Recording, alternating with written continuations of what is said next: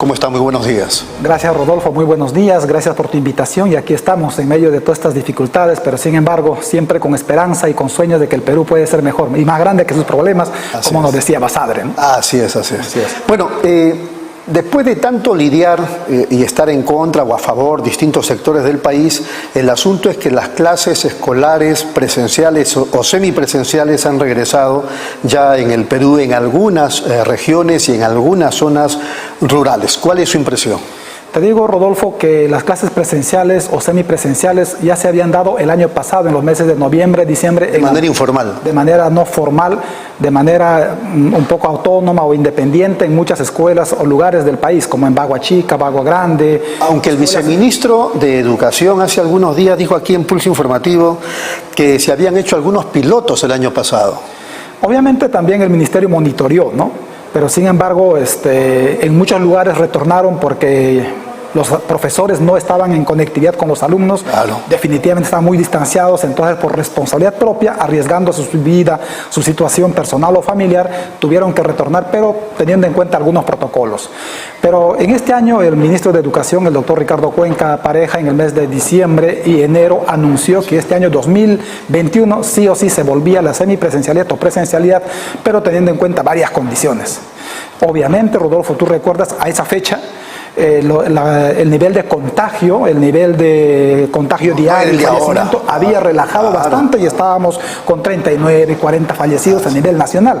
Sin embargo, conforme ha ido pasando los meses como enero, febrero, marzo, esto se ha incrementado y el día de ayer, anteayer, ya ha sido un nivel de alarma, ¿no? Yo te sigo cotidianamente, ¿no? 433 muertos en un día, ya realmente es grave y es preocupante, ¿no? Y eso evidencia, por un lado, que el virus está llegando a todos los rincones del país, pero por otro lado, también no hay capacidad de atención del sistema de salud nacional. No tenemos especialistas o médicos suficientemente capacitados y actualizados y tampoco tenemos una población con convicción que en el hospital va a ser atendido. De tal manera que constantemente hay necesidad de camas UCI, necesidad de emergencias, internamiento y hay familias enteras, Rodolfo, atendiéndose en su domicilio. Hoy mismo recibo llamadas, hay familias enteras atendiéndose en casa porque se sienten más seguros en casa, incluso hasta su fallecimiento creo que es más culturalmente, más social en su casa. Así es. En el hospital no puede ver a su familia. En el hospital al paciente lo quitan el teléfono, le quitan la conectividad, lo aíslan de todo y emocionalmente eso destruye.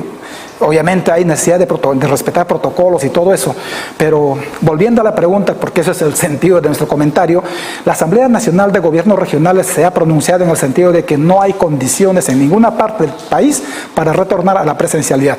Hay gobiernos regionales como Tacna, Moquegua, Puno, Ucayali, Ica, mismo región Callao, Lambayeque, Piura, Loreto, Ucayali, Amazonas, Huánuco, Ancash, se han pronunciado por no retorno a la presencialidad en sus zonas, en su territorio, porque hay elevado riesgo de contagio de la población. ¿Y es la misma posición que usted comparte? Y nosotros como Colegio de Profesores, Rodolfo, te digo, nos habíamos pronunciado ya en el mes de marzo y seguimos siendo lineales en eso.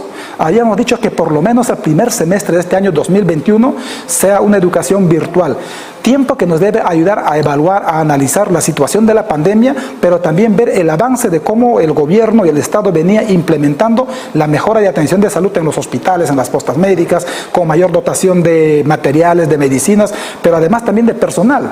Porque vemos, Rodolfo, que con el mismo personal estamos atendiendo a la población cuando los incrementos de contagio están más. Y hemos planteado 5 puntos como Colegio de Profesores, como necesidad de esos 5 puntos. Pero usted había dicho hace ratito nada más que la reanudación de clases presenciales, incluso de manera, entre comillas, informal, y ahora en algunas zonas rurales, era por la falta de conectividad. O sea, los chicos no tienen cómo, digamos, conectarse con sus profesores. Efectivamente, eso es fuerte, lamentablemente un elevado porcentaje de la población urbano marginal, la población sin trabajo, la población que vive en las zonas andinas, amazónicas, alejadas, no tienen acceso a internet y por tanto... ¿Por qué oponerse entonces a que ellos reciban clases, entonces, los chicos? El asunto no es oponerse por eso, el tema de nuestra preocupación es porque en esas zonas de haber contagios no tenemos postas médicas equipadas, no tenemos profesionales con experiencia para atender, no tenemos medicinas, no tenemos una población a donde evacuarse en casos de emergencia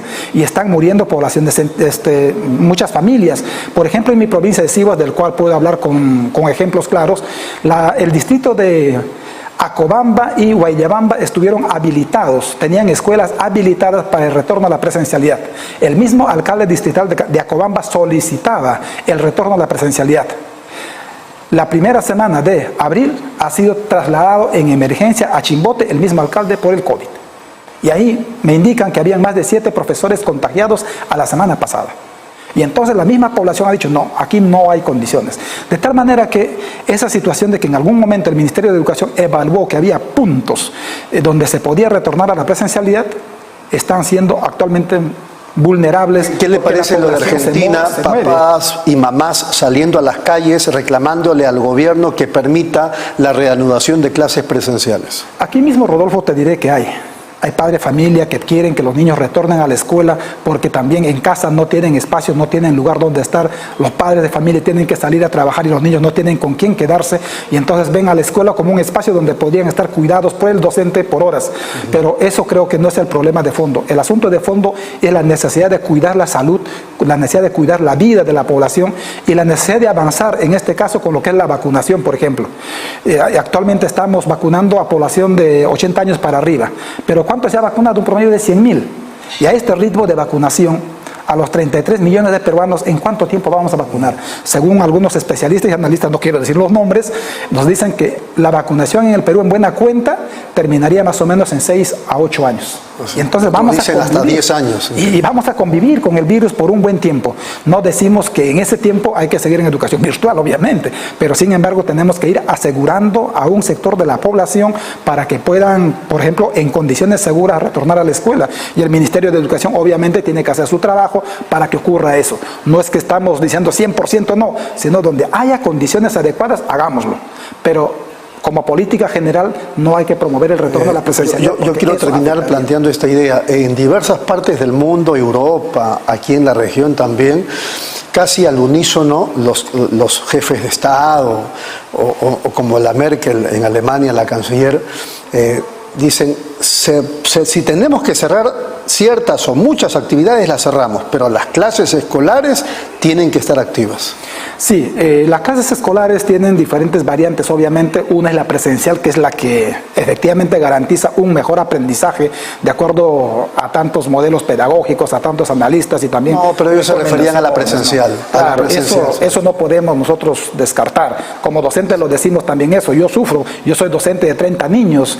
Te comentaba en el intermedio, ayer presenté 3 tipos de afiches, ¿no?, a mis niños, donde había una imagen de la escuela con niños, había otra imagen protegiéndose del coronavirus y una tercera imagen promoviendo el cuidado del agua y el consumo responsable del agua.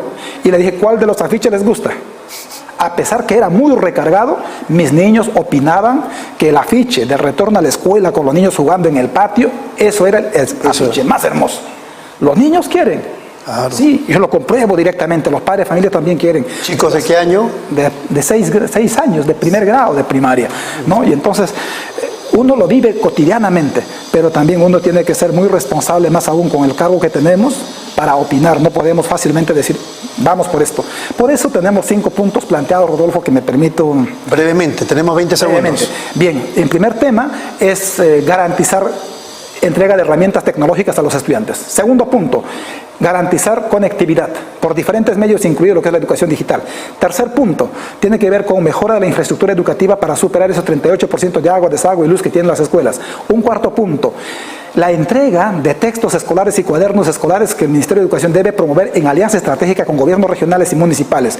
Un quinto punto, un programa especial de atención a los docentes que incluye vacunación, capacitación, acompañamiento y monitoreo a su salud y atención inmediata en casos de emergencia de salud del docente en diferentes partes del país. Muy bien, ha sido muy amable, profesor. Muchas gracias.